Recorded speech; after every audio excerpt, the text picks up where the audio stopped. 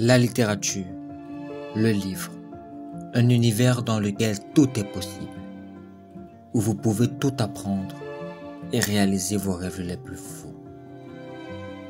Un monde sans couleurs, sans barrières ni frontières. Des passionnés de cet univers ont décidé de partager leurs expériences. Voici leurs histoires.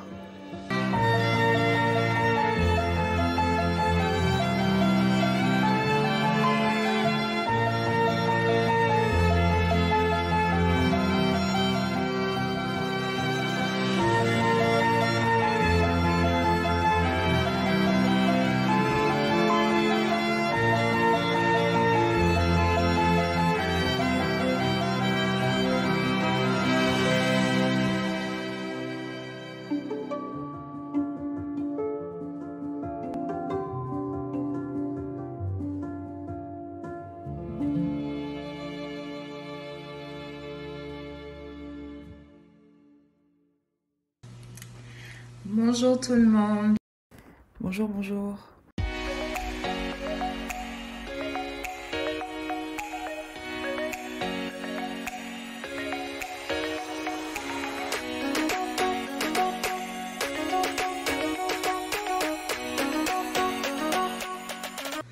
La littérature représente, au-delà de l'ensemble des écrits contenus dans des ouvrages, ça représente une forme d'expression, expression de ses idées, expression de son imagination et surtout expression de sa façon de voir la réalité.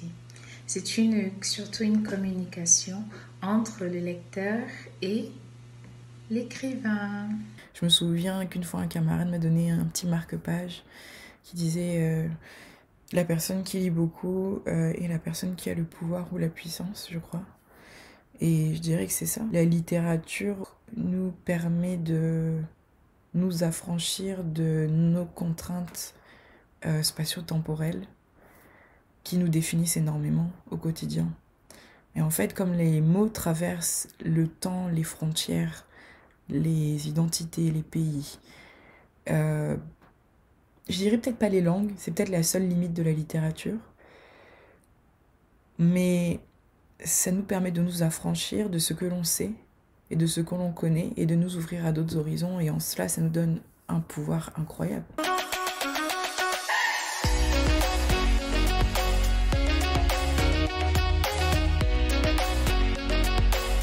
Déjà pour la petite histoire, avant d'aller à l'école, à 2 ans et demi, avant 2 ans et demi, je savais déjà lire. Je dis merci à ma maman qui a été mon professeur et qui m'a appris à lire assez tôt. Donc le premier livre, je dirais, c'était le livre de CP de mon grand frère. Je pense que c'était Les Champions en français, que je prenais plaisir à lire. Comme il était toujours dans des classes supérieures aux miennes, je finissais de lire ce qui était au programme et je lisais ses livres en fait. Je pouvais finir de lire les livres en moins d'une semaine. J'étais tellement passionnée de lecture. Donc le premier livre que j'ai lu, pour être honnête, je ne m'en souviens pas du tout. C'est-à-dire que j'ai commencé à lire très tôt. Ça, j'ai le souvenir d'avoir su lire très tôt. Maintenant, si je peux parler du livre que j'ai terminé quand j'étais jeune et qui m'a le plus marqué, je dirais que c'est Harry Potter. Pour être honnête, j'étais pas emballée lorsque j'ai vu Harry Potter, vraiment pas du tout. Ce sont les films qui m'ont donné envie de lire les livres. Et je me souviens, je pense que c'était le Harry Potter numéro 6, je pense que c'est le 6 ou le 7, je sais plus. En tout cas, il y a eu une publication en 2 tomes. Je crois que c'était le 6. Et le 6, on avait attendu, parce qu'il avait été traduit en anglais, on a attendu 1 an avant que ce soit traduit en français. Et quand c'est sorti, c'était en rupture de stock le jour même, il fallait se lever tôt pour aller l'acheter. Donc je pense même que c'est ma tante qui était allée l'acheter. Et elle nous l'a ramené, donc à l'époque, avec mon cousin, on lisait ensemble Harry Potter. Elle nous l'a ramené. Moi, j'avais pas lu de 1 à 4. J'ai commencé à lire à 5. Donc, je reçois le 6. Et je me souviens que le 6, je l'ai lu le soir même. Je crois que je suis allée me coucher, mais vraiment très tard. J'ai très peu dormi. Je me suis réveillée le lendemain matin. Évidemment, j'allais au collège. Donc, je vais au collège. Et en fait, entre chaque pause, je sortais le livre, je le lisais. Et donc, j'ai terminé ce livre en moins de 24 heures. Ça, je m'en souviens. Ça m'avait marqué parce que j'étais absorbée par l'histoire. Et à cet âge-là, je devais avoir 13 ans, je pense. Mais j'avais déjà lu plein d'autres livres avant.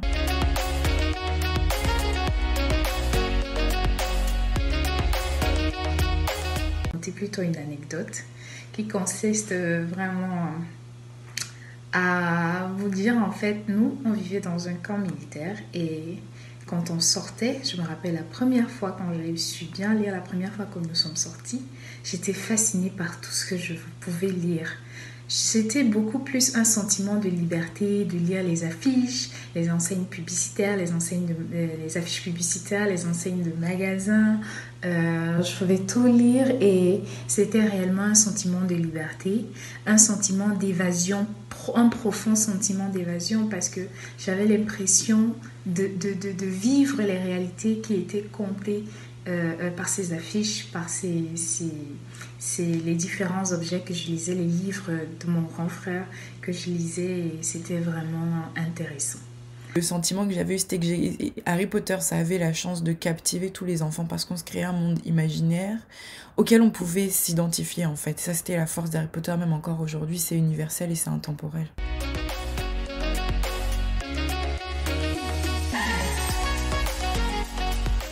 Je dirais que en grandissant, d'un point de vue philosophique, l'auteur qui m'a le plus marqué, c'est Albert Camus. Là, oui, là aussi, je peux dire que c'est un auteur que je peux lire et relire et je découvre à chaque fois ses ouvrages et ce que j'aime, donc c'est plus philosophique, on peut dire, même si en fait il a reçu le prix Nobel de littérature alors que c'était de la philosophie, mais tellement ancré dans le réel. Et c'est ça que j'aime avec lui, c'est qu'il est capable de poser des questions existentielles tout en nous ramenant au réel à chaque fois. Et dans son écriture, les situations sont des situations auxquelles on peut s'identifier. Ça reste de la fiction, mais ancré dans le réel. Donc c'est en ça que je m'identifie beaucoup à Albert Camus. Je vais dire, il y a tellement d'ouvrages, ça peut aller des BD. Bon, je ne me rappelle pas de l'auteur des BD du Picsou, que je prenais plaisir à lire petite. Je dirais l'ouvrage qui m'a le plus marqué quand même, il faut le dire, c'est la danseuse Mangolun, la danseuse du roi Njoya d'Henri Nico. J'ai vraiment pris plaisir à lire parce que au-delà des enseignements que nous avions reçus en cours d'histoire sur le peuple Bamoun, j'ai pu vraiment rentrer dans l'intimité de ce peuple à travers le récit de cette danseuse du roi Njoya et c'était vraiment merveilleux.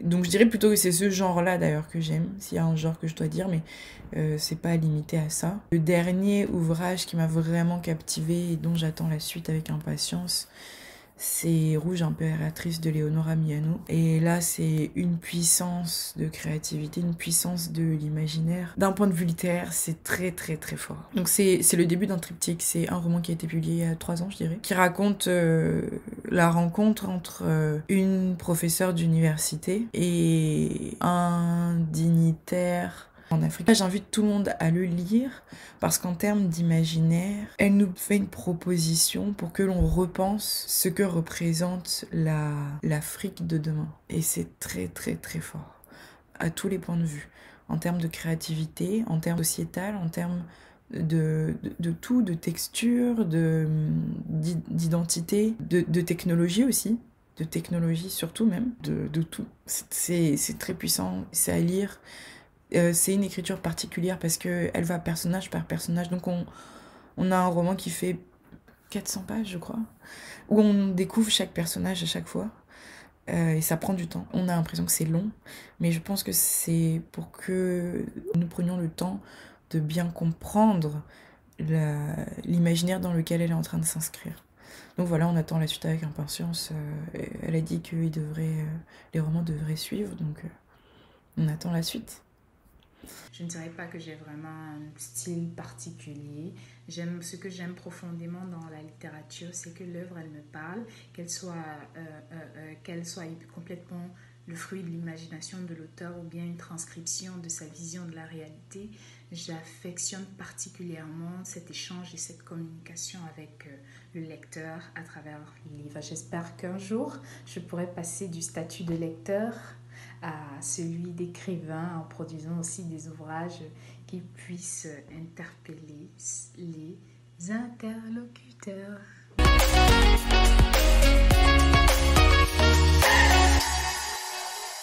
Merci.